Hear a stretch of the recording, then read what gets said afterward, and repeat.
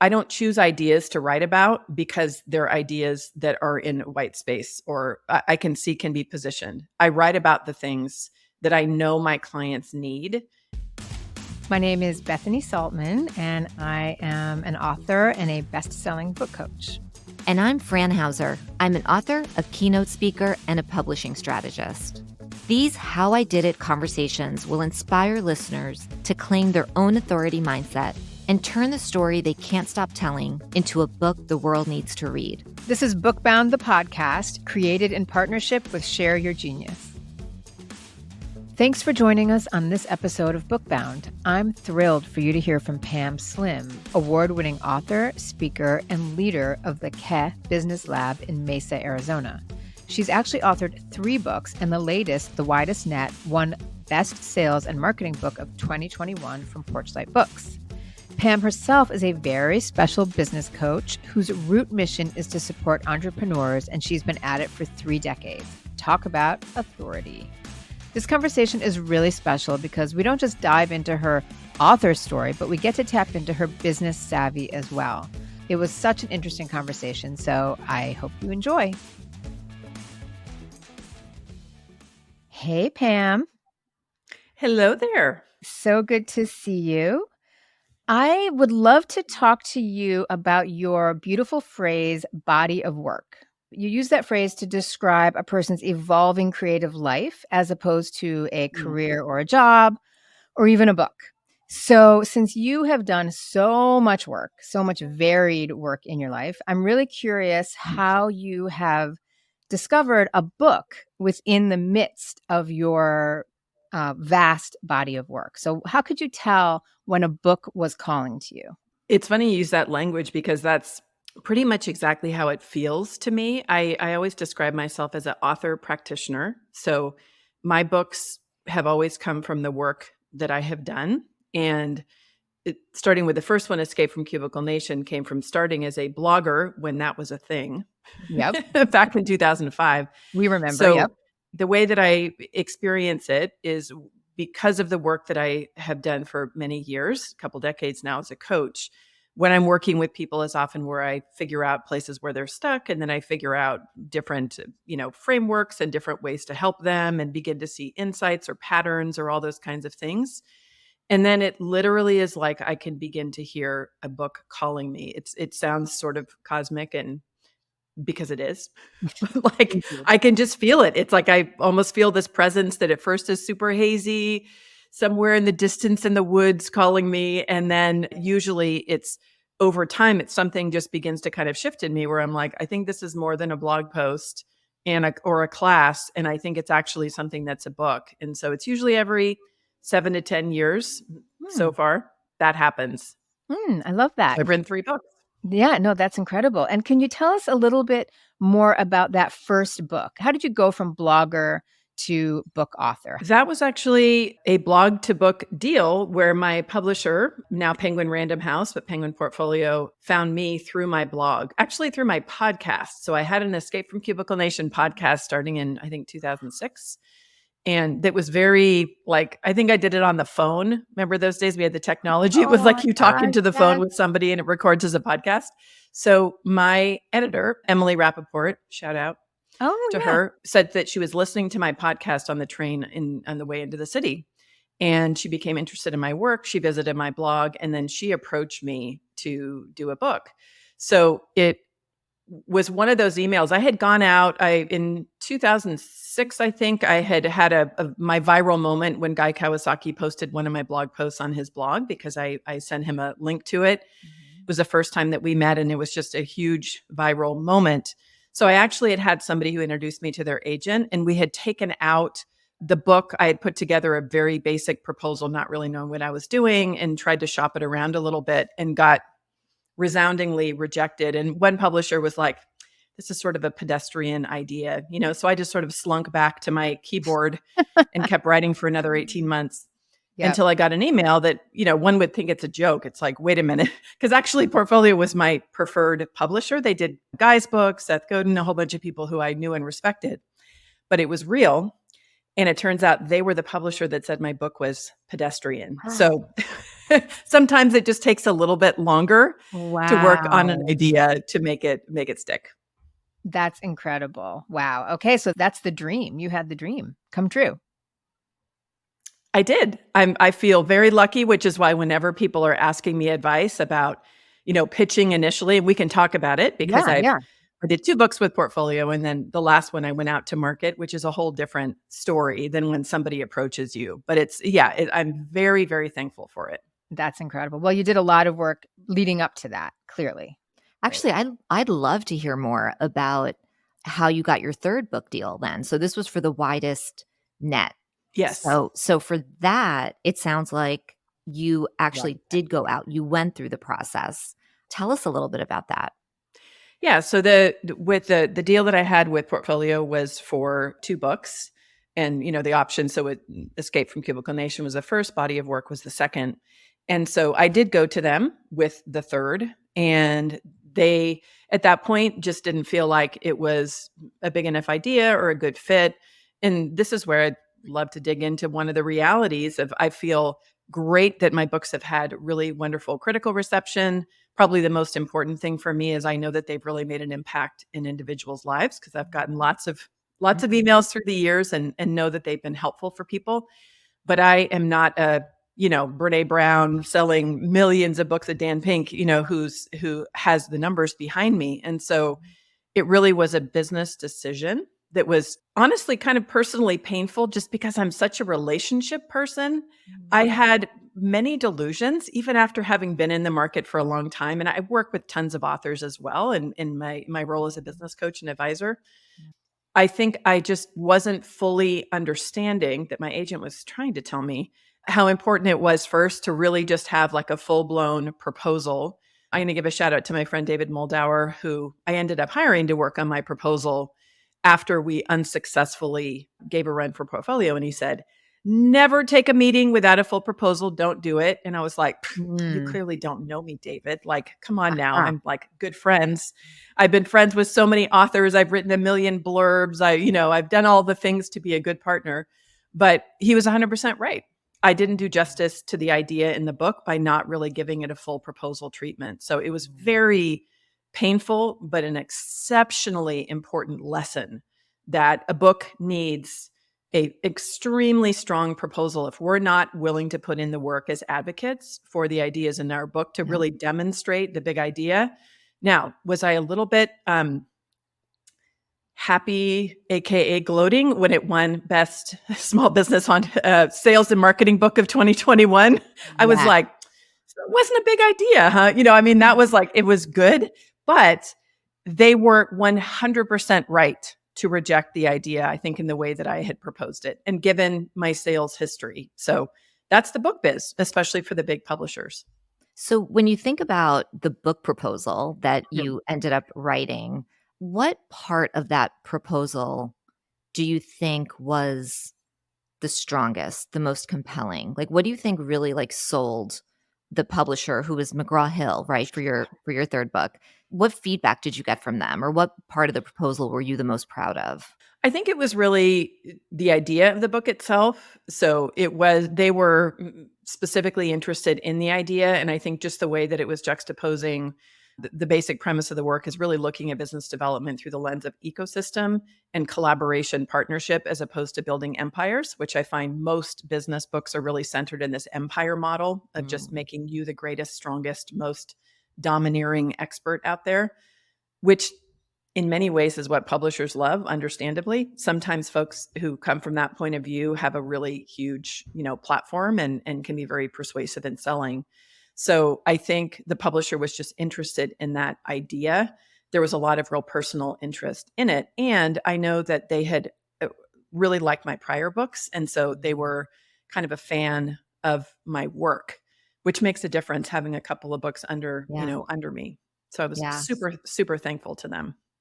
Let's talk a little bit about positioning Mhm. and white space because it can be really hard to find the white space, especially when it's a crowded market, right? When there are a Yeah. lot of books out there that your concept is competing with.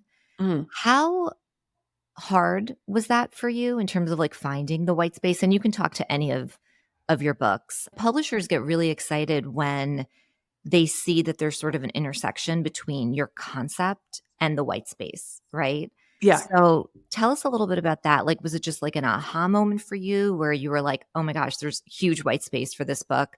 Or was it more of a process? I have a really strong point of view about this, and it's just standing in my own sovereignty in terms of my work because I am an author practitioner.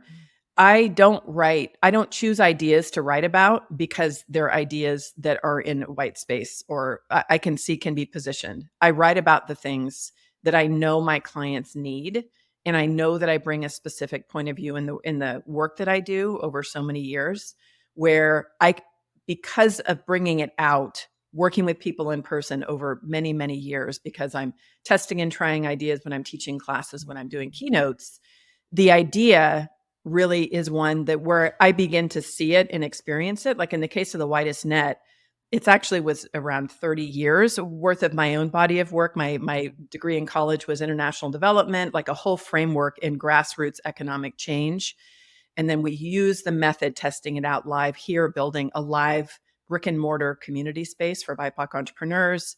And then I had worked with the idea for many entrepreneurs and especially entrepreneurs of color, where I was like, this is super interesting that for an idea that's less about centering yourself as that like sole expert, which tends to be in the empire world, generally white males or sometimes white females, not always, but predominantly. It was interesting to me that almost every single one of my clients of color completely resonated with the model because it was more informed by experience of being around my husband's Navajo culture, within the Black community, within the, Latin community. There are all these cultures and communities that really are more collaboratively based. That's really the essence of how they are. So I never had any doubt that it was the right idea and it was a big idea because I had seen it work in the real world with real people. And I noticed the difference when I would come with my framework and point of view to people where they would be like, oh my God, I just feel so like much more grounded and it makes so much more sense. And I understand it this way and it's aligned with my values. And so I am not saying whatsoever that it doesn't mean that I'm an expert, which one has to be, per our earlier discussion, at demonstrating to somebody that it is a big idea. That's really that sales component. I think about Malcolm Gladwell's tipping point, of being a salesperson, a maven salesperson or connector. I'm definitely like a connector maven. And so I can be very sure of an idea, but I don't always have the wisdom to know how to describe that. But I have never, ever doubted the veracity of the ideas in the book because I write ideas that work in the real world. That's my own standard is, do I believe them? Have people paid me their hard-earned money in order to utilize them? And do they work? Yeah. Yeah. So you've lived it for 30 years and you've seen it actually help people and move the needle for their businesses, right? And their communities. I love that. Yeah, that's incredible. So when you're doing the actual writing, are you imagining yourself writing to, I call it your muse, or your avatar? Like, who are you writing to specifically? And how do you work with the tension of, you said that your book comes because it's a calling, it's deeply personal, it's cosmic. So what that tension between, what's coming up inside of you and then you communicating to a specific audience? It's always my clients. And I know I'm curious what your point of view is. I know there's very wise advice often just to be writing to a very specific person when it is that you're writing a book just to keep a certain consistency of voice. It's hard for me, I think, to just focus on one person. I tend to think about writing to somebody who is my ideal client. And I often use examples in my books of real live clients or partners, people that I know to illustrate the points to really bring it home. And so on one hand, I'm thinking about the person who I usually most care about helping, which in my practice and the work that I do is generally a woman of color, business owner who has an amazing big idea and really wants to get it out in the world and wants to feel really grounded in doing that. And I have very specific examples of clients that I work with. And then I always want to make my best friend Desiree Attaway proud. And I always want to make my dad proud, even though he's no longer on the earth. My dad was a writer and a photographer, and my sister as well. My sister's a writer and an editor. So I think I always have them as more the literary standard. Yeah. Desiree is more my like values. Am I really writing something that is meaningful and not harmful and something that's really going to be helpful? And I don't show them until it's done. I'm one of those. I admire people who are like, let me share my book idea with 100 readers. Now, that probably would make my book 1,000 times better. So I'm not knocking that method, but it does not work for me as a writer. I really have to first get that whole idea out and then in the hands of an editor. That's a very like sacred relationship that I have where we can start to work the idea. And then of course I get excited about bringing it forward. Yeah. Yeah. That's great. You know, a lot of women specifically struggle with this idea of being an imposter, right? This whole imposter Mm, syndrome situation. You don't strike me as someone who you don't present in a way that mm. one might think that that's something you're struggling with. You certainly have so much experience. We'd love to hear you just talk about that because the journey to becoming an author where you have your authority, if you will, mining and leveraging that expertise into a book is something that a lot of women struggle with. So we'd love to hear you just tell us a little bit about your perspective on that. Yeah, well, I think one thing that I know you know is imposter syndrome is actually not real. So it is not it Indeed. it is a social construct.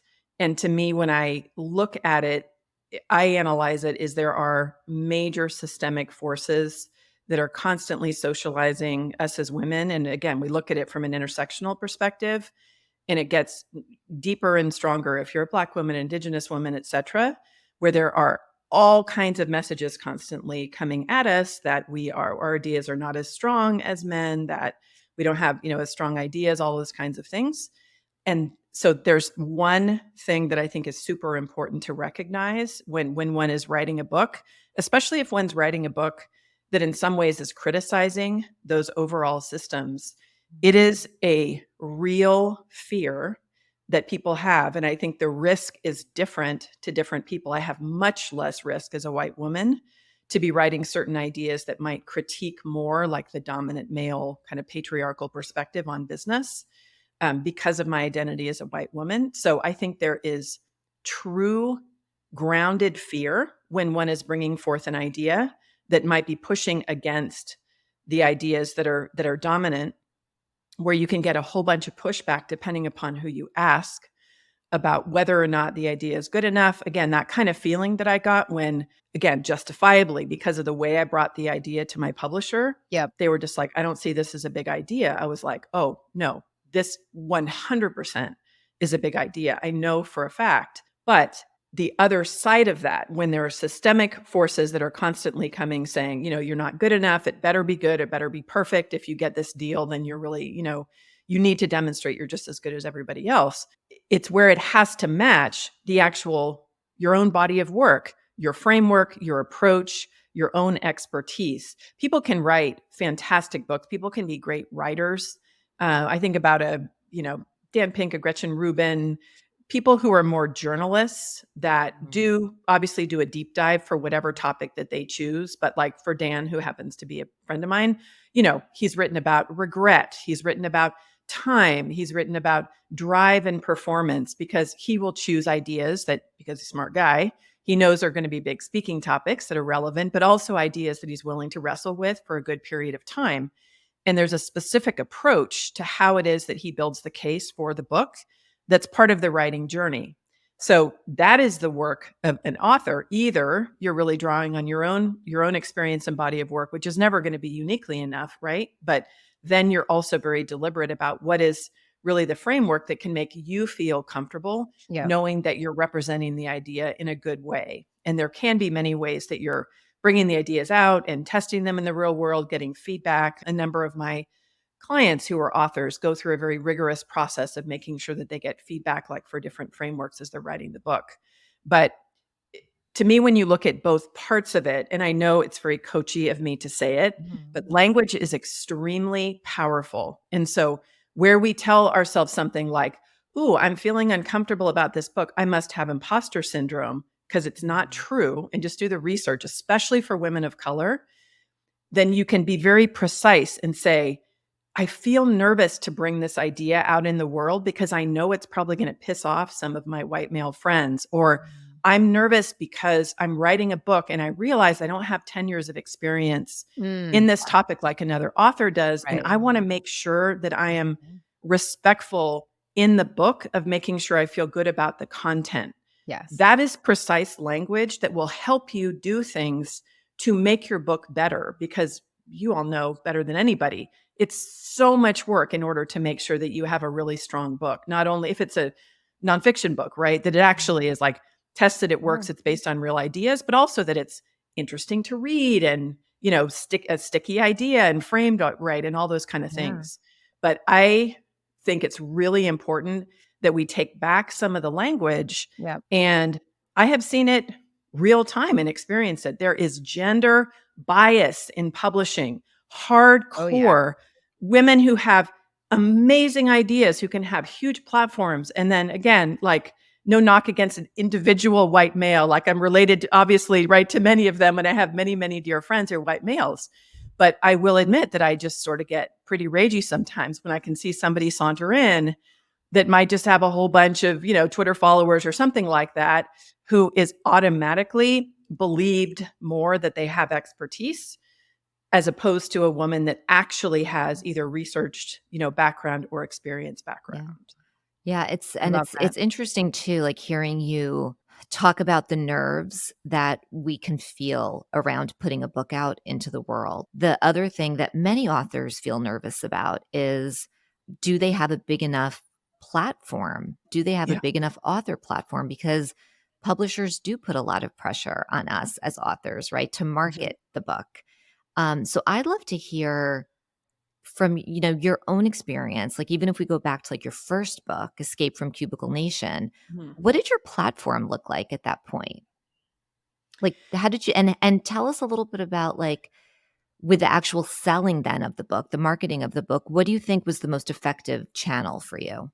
Well, I think it was very different just given the way that I got the deal. I think what they were looking at that time was the platform of my blog, because I did have a lot of followers. I'm not somebody who has, I sort of have like a strong, it's like, the neighborhood party that's kind of full to the gills, but it's not the person that rents out the local event hall, or like the stadium full of people. I think one of the unique things about my own platform, because of the work that I do, is it's not just, I think, the size of my platform, but I am very friendly and I know many, many people and I work with many people who also have really large platforms, and I'm a connector and somebody who partners a lot. And so a lot of the strategies, I think it was something that was significant to the publisher, where I was friends with Guy Kawasaki and Seth Godin. And at that time, people who I had met through blogging, who I know for a fact did put in a good word for me, that in many ways is, positioning that they could be using their own platforms as well in order to promote the books. And that definitely has been the case through the years.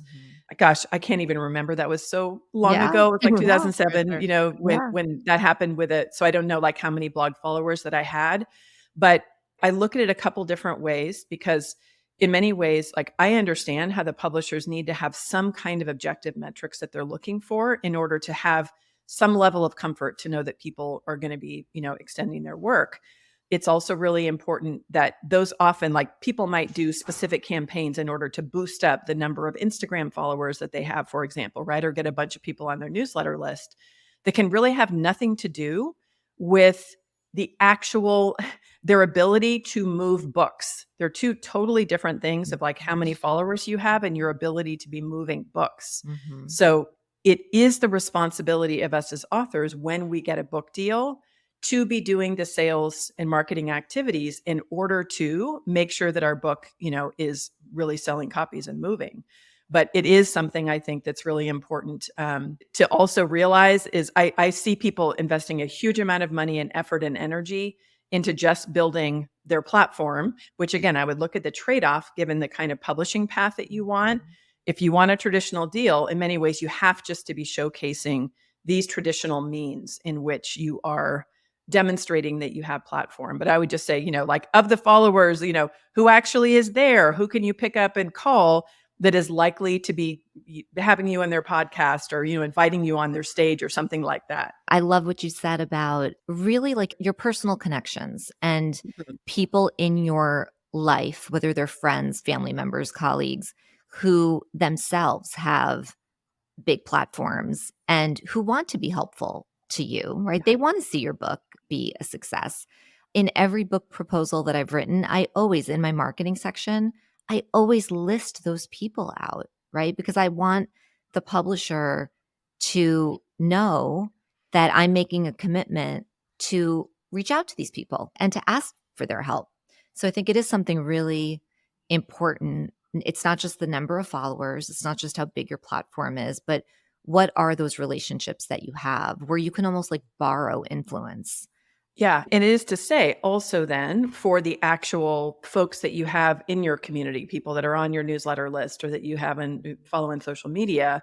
I mean, that is where the true connections are. And I think that's where the real movement is, where you do have people as individual readers that are really willing to go out there and be passionate about the books and to be sharing it and to be Yes. writing reviews. That's always been another really important thing. I've always been, again, like, having a little bit larger size dinner party of actual like friends. I don't just count people as like fans or followers, like many Yeah. people I've known for 18, 20 years, and they've really stood behind me along the entire Yeah. journey and are very passionate Yeah. about it. And I think that makes a big difference as well. So in your book, The Widest Net, there were two concepts that really stood out for me: watering holes and TMAs. And I would love for you to talk about both of those as they relate to your marketing plan for The Widest Net. Like, how did you leverage watering holes and TMAs? So the high level concept in versus having an empire where you're basically just trying to, blast the signal so you get as many people as possible to come to you when you're trying to sell books.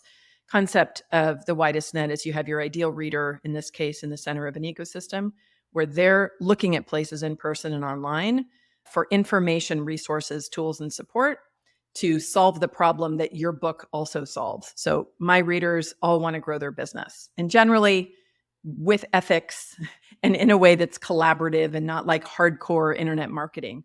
So the concept of a watering hole is I have 10 different segments of the ecosystem wheel in the book.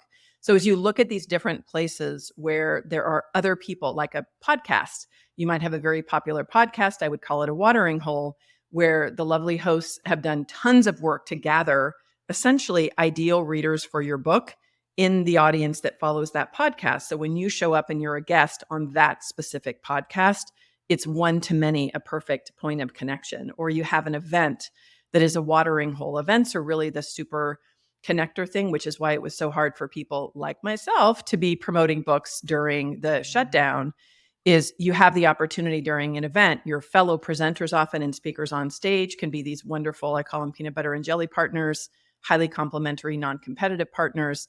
Your audience are often ideal readers. And then the sponsors can be people that have companies that often serve your customers.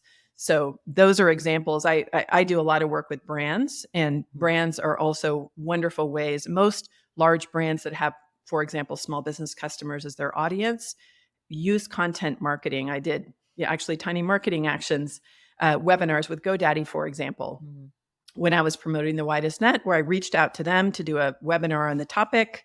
They pulled a few thousand of their customers to that webinar, and I was able to promote the ideas. So that's kind of the idea of watering holes, specific places in person and online where other wonderful people have gathered your ideal audience together. So it's your job to be connecting there as a marketing strategy. And then the idea of tiny marketing actions is that's actually the way in which you do build connections. It's often in small ways when you strategically know, for example, which podcast you'd love to be on. If it's a popular one, for example, there may be some things you need to do in order to lead up to that. So you need to be following it. You might, get to know the guests. You might do things to build up your own platform so that you position yourself as somebody that has a topic that the hosts are really interested in learning about. But it really is a way that you build in these small habits into your day-to-day life and work because you have done a strategic analysis about the best places to connect.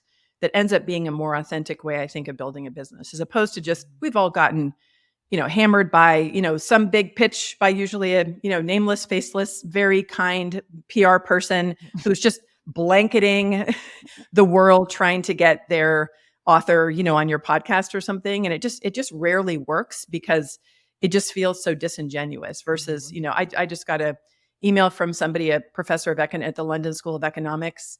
I think it's like The Theory of Everyone or something, some like cool sounding book. And he reached out personally and was like, I just thought you might be interested in this book. And it was just delightful. It's like, oh, you're super cool in London School of Economics. And yeah, send me a book. And it was such a highly relational way that who knows, it could be super fun to have him on the podcast, on my own podcast, once I read the book and connect with it. Yeah. Yeah. It's fun to connect all the dots. Right. For sure. So one of the specific ways that I use that idea of like watering holes and tiny marketing actions during the Widest Net launch is was kind of meta, where I invited a group of folks that were from my own audience to follow along. We did it probably maybe the 8 or 10 weeks before the launch, where I knew all of them because they're all business owners. We're all interested in learning behind the scenes about ways to connect. And I was sharing ideas from the book in real time to be giving them ideas for how it is that they would be launching their books or their programs or whatever. And also I brought in folks from the book. So different people who I had featured in the book and different case studies where I brought them in to have conversations with everybody. So they were really doing a deep dive.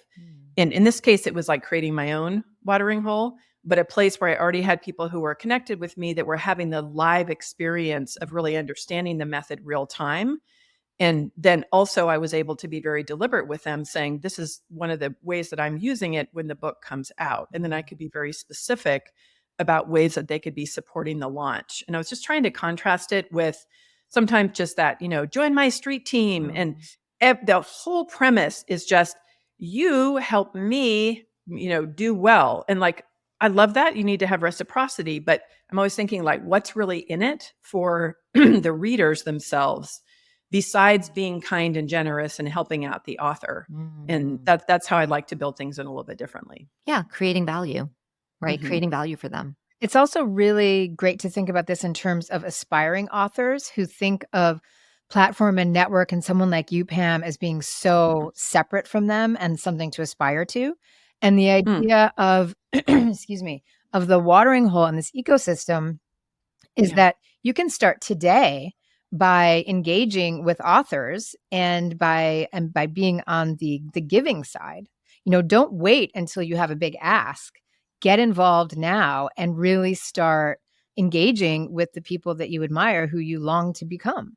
It's so true. And always when it's coming from that good, genuine perspective, I always think just the best partners and anybody who it is that you really aspire to be like, whose work you admire, is usually because you are aligned in terms of values and you totally respect their body of work and think it's really cool. To me, that's the only way. If you're only looking at like who has a really huge audience, it's like, not the right thing to look for. Right. But a tiny marketing action, one example, I have lots of recipes, tiny marketing action recipes. And one of them is when you see that one of your favorite authors is going to be visiting your city, reach out and say, hey, I'm in Mesa, Arizona. I see you're coming to Phoenix in January. Is there anything I can do as kind of on the ground in order to be helpful? I love that. And that could be anything. Like, could I bring you your favorite coffee? Could I tell all my friends? Could I do a special thing? And that is something that authors appreciate so much, to show up and be generous. And, the key is not to then get there, meet them and be like, hey, would you, write the foreword to my book, or would you promote mine? One of the biggest lessons, it was from Guy Kawasaki, because we did a panel at South by Southwest. After I got my book deal, we did a blog to book deal panel at South by, because at the time there were a whole number of people who had had that experience. Stephanie Klein was another author who was on our panel. And somebody had asked him a question in the audience, and they were like, what do you do in order to get the attention of an influencer, somebody who could make a difference like Guy had done for me when I was like totally unknown with zero platform? And I shared my blog post to him in a tiny marketing action, right? Just taking the risk to reach out because I thought he might like it. And he said, a lot of people might think that I have the Midas touch, like everything I touch turns to gold. He said, they have it wrong. I only touch gold. Wow. Interesting. So that was really important for me to hear, and I've told that story so many times, Mm. that is that responsibility. When we think about that author responsibility, of you can have lots of people in your ecosystem, the ecosystem of people providing support, resources, information to your clients.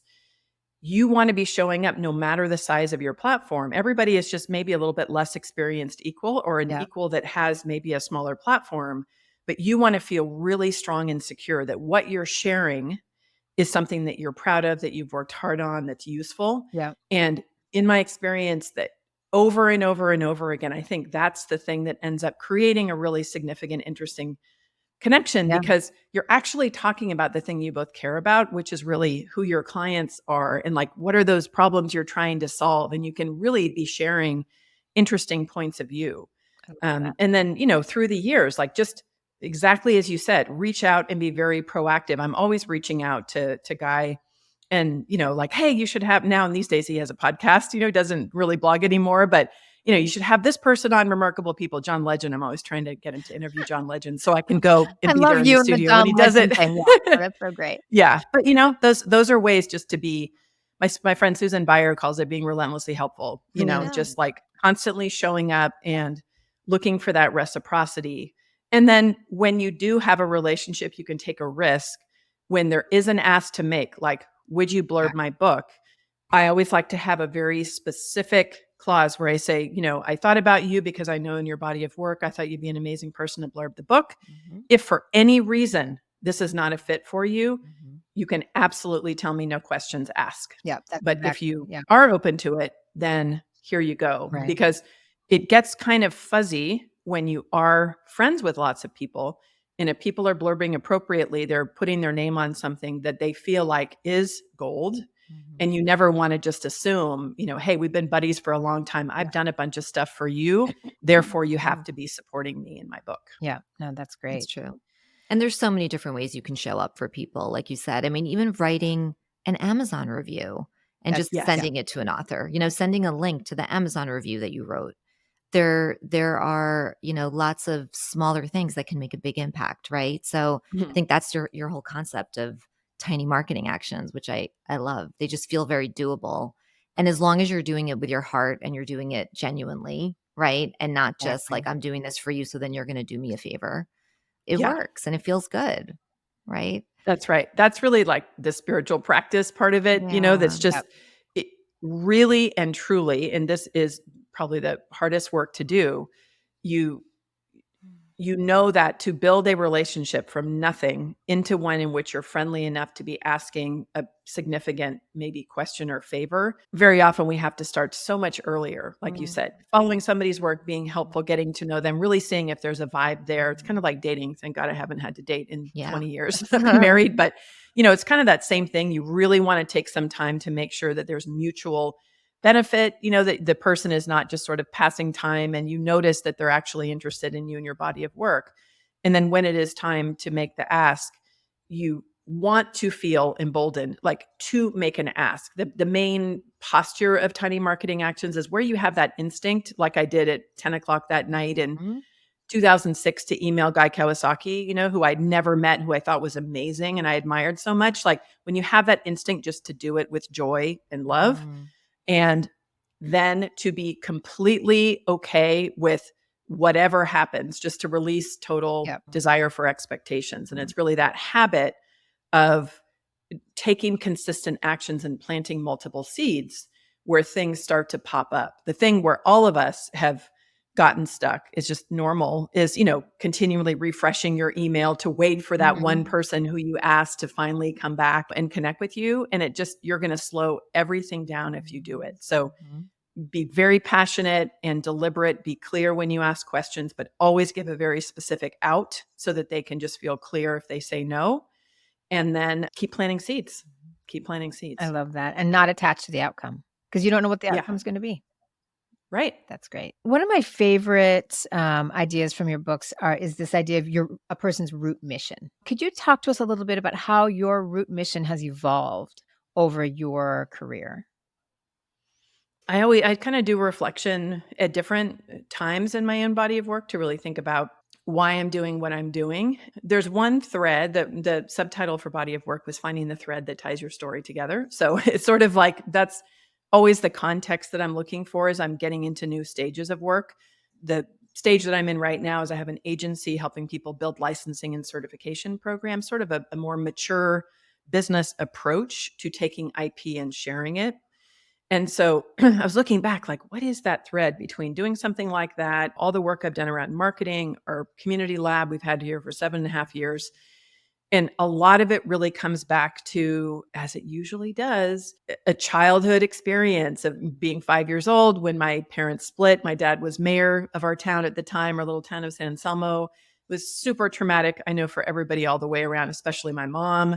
It was very financially insecure. So we went from like, right, your dad's the mayor. I was super close and remained close with my dad, thankfully, after the divorce. But I'll never forget that feeling, and especially seeing my mom struggle so much, of being financially insecure, and that overall feeling of like, we were so lucky that we had such dear family friends. They did not let us fail. That's really the metaphor in the widest net, is not a net to like pull in the fish to you. It's actually like a net underneath those that you care about, where it's like, no matter what happens, I'm not going to let you fall. And the more that we can be building really strong bodies of work, networks, connections, things that will make it much less likely that we will fail, because we all know business is hard. Weird stuff happens in the economy, right? Like there's no way you can be 100% that your specific business direction will work. But if you fail in one area, do you have people you can call if you need to jump into a job? Do you have all of the skills that you need to really be holding this very fresh, rooted connection? And I think the way it fits into my, point of view, my politics and my values, my top two values are justice is my number one and love is the second one. And so it goes all the way deep down just into, systemic inequity and really wanting to be totally shifting, this really just harsh, terrible dynamic of power and domination and control that impacts so many amazing people in the world. So for me, it just goes like way down in a root of believing in transformational change, and that in order to do my work, I have to believe that change is possible. I do believe we can change as much as ideas are really big, but it's like the, canvas, if you will, that I paint on. It happens to be the world of business, and it happens to be around like economic security. How can just people feel more supported? And if things mess up, which they always do, how can you just make sure that you have people around you that have your back, and that you're utilizing the kinds of methods and approaches that will make it much less likely that you're going to have to fall too far before you start to go back up. I love that. So do you have a sense of what the next book is going to be? It's funny, I'm not there are two. So very unusually, really soon after the widest net came out, usually, as I said, it's like a 5 to 7 year process where I sort of wait for that whisper. Very, very soon after it came out, I got a whisper for a book that I'm calling Make Good Choices, which is what my best friend Desiree said to her girls every morning before they left for school. I think as my kids are getting older, they're teenagers. My son's in college. My daughter's a junior in high school. And I thought one of the biggest things that I do, besides just help people build their business, their IP, and build their market and sell their stuff, is to help them navigate decisions, and especially decisions that are like in an ethical framework. How do I decide like what tactic to use, or should I partner with this person, or should I take this job or not? So I thought, first, it feels like more a book that I would want to write for my kids, and really to just codify what my point of view is, because I do feel really proud. I've taken a non-traditional route in many ways. I've had very specific metrics that I've looked at where I haven't necessarily looked to build, the hugest business or the biggest platform. But I'm so proud of the way that I've done it, where I know that I have this just super engaged audience and people whose lives I've touched through my work that just makes me feel peaceful right at night, where I can sleep. And it doesn't mean I can't grow, which I'm excited to really grow and expand now that my kids are older and go in a new direction. But so that's one that I'm not exactly sure maybe I'll just write it for them initially, like for them as the ideal reader, and just write it very directly, and then see if I zoom it out. It would be probably a little bit more of a self-helpy thing, because it's not like a treatise like Dan Pink would do about, the anatomy of decisions and an analysis of all the decision-making framework. Like, that's not really what it is. I think it's probably this combination of like encouragement and just grounded advice. There's a nickname that I've run from for many years publicly, but it's very sweet. Personally, a lot of younger folks that have been clients in the past call me Auntie Pam. So it's sort of that like auntie, that auntie energy of like, and I'm such a proud auntie. I have so many nieces and nephews, blood related. And then I'm kind of the internet, auntie. Right. And I like that feeling. And that's often the kinds of conversations that I have with these younger folks long after we work together, is helping them navigate everything from personal relationships to dealing with grief to, issues with their business and their body of work. So I think that's one. The other one that I'm excited by is more like Architects of Liberatory Change. So this is the way that I describe my clients. Yep. And when I think about the advice I often give to my clients, is you want to be writing a book that is directly related to the business that you have. If you're wanting to be if you're not independently wealthy. So I'm super passionate and excited by the intelligent design of IP, ways that we actually create really effective methods and models, and the way that we actually bring ideas to life. And I think it would be really fun. It would be wise to do that. I don't feel like at this stage that it would necessarily be like a big 5 publisher book. So I might take a path like with my dear friends at Page 2, who I do a lot of work with. A lot of my clients do publishing there as an example of just, maybe it's something that I really see more specifically as related to my own body of work. But interesting. I'm not itching to start writing right away. But I will say that make good choices. Maybe it'll start a little bit more like a manifesto-y kind of thing. Okay, Pam, I want that book. I want Do you? choices. What hits you? You're the expert. What do you think? No, I'm literally Sounds sitting amazing. here going, because with my kids, they're 11 and 13. We talk about this all the time. The choices that you make, right? And the impact that they have. And so I love this concept so much. I want this book. I want to be able to sit with them and like read it with them. I have to tell you, I think this is like the perfect moment to wrap up this amazing conversation. I'm just so grateful. And Bethany, I'm sure I speak on your behalf, to have you on the podcast. And thank you so much for sharing all of your incredible wisdom and your experiences and your insights and all the incredible content from your book. We are just so, so, so grateful to you. And before you sign off, can you please share with our listeners, where can they find you? Where can they learn more about you? And, where can they connect with you? So you can find me at PamelaSlim.com. That's where I have everything there. You follow my podcast, which is the Widest Net podcast, and anything I'm doing is usually over there. I am on social media. It's probably the best place to connect kind of worky connections over on LinkedIn. I don't know how you all are, but I've started to really gravitate more towards LinkedIn. Yeah. For a long time, I didn't get it. But in recent years, I've really been enjoying it because, again, we can kind of have more of a deep conversation about the nature of work. So that's a good place to reach out and connect. And then I always say on Instagram, I'm like not strategic. It's a mix of like kids, dogs, community stuff, and then like business things that happen. So I'm Pam Slim over there if you want to connect. Thank Amazing. You so much, Thank you Pam. so much. Thanks, Pam. Thank you for joining us on Bookbound. If you like what you heard, please subscribe and rate and review us on your favorite podcast listening platform. Please visit us at bookboundpodcast.com for more on us and how we work with authors.